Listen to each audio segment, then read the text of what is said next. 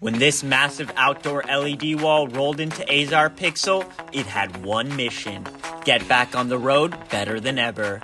This is the story how we brought it back to life. We started with the mapping. The system ran on a Toshiba panels and processors, a setup that hasn't been supported for years. No manuals, no guidance, but that's where the real experts shine. Our team rebuilt the entire configuration from scratch, tracing the signal flows, resolving connectivity issues, and bringing the display back to its perfect sync. A persistent yellow bar had been haunting the screen for months. We dug deep and found the issue in the processing firmware and handled and fixed in-house. But fixing a screen isn't enough. We believe in building confidence. That's why we train their lead tech on every aspect of the system mapping, software updates, and ongoing maintenance, so the crew is set up for success long after the repair.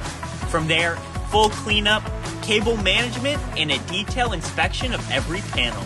Because quality isn't just how it works, it's how it looks, feels, and performs in the real world.